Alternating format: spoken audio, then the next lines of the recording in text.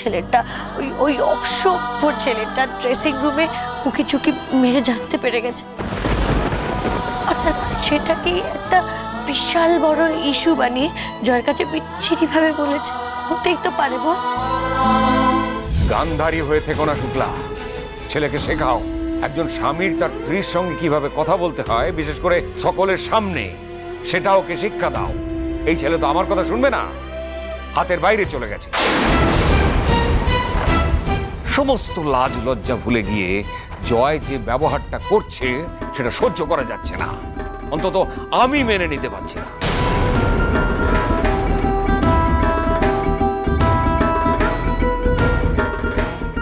জয়, সত্যি কথা বলতে কি, তোর এই অসভ্যতা আমিও আর নিতে পারছি না রে।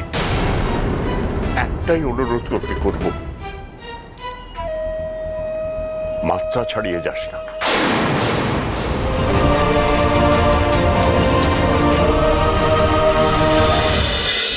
আহারে, কি কষ্ট বেচারির।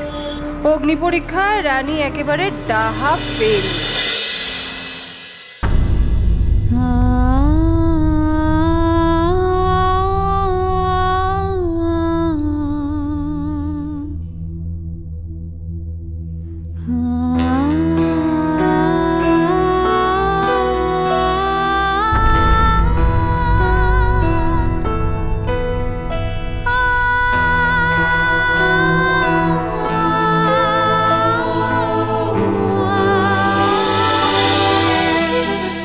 আমি তো জানি যে রানী ঠিক কথা বলছে।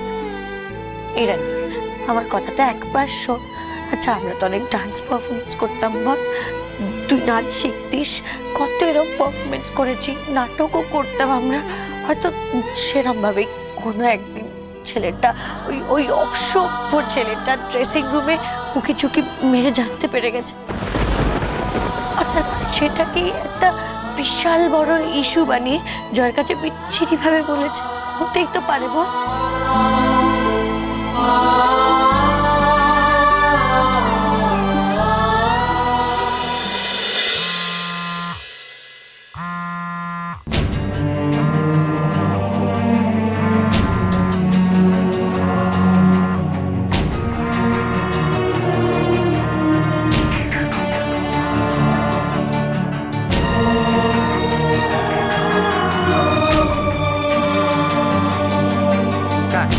কি হয়েছে স্যার?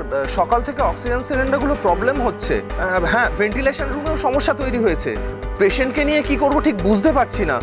ইমিডিয়েট রিপ্লেসমেন্ট না করতে পারলে। এই শুনুন, এসব আমায় কেন বলছেন? হ্যাঁ, আপনাদেরকে মাইনে দিয়ে কি করতে রাখা হয়েছে? You are fired. না স্যার, আসলে আমি করছি, একটা ডিসিশন নিতে পারেন না? হোপলেস, যান কি ম্যানেজমেন্টকে বলুন। আর শুনুন, ফার্দার এইসব প্রবলেম নিয়ে না আমার কাছে আসবেন। ক্লিয়ার?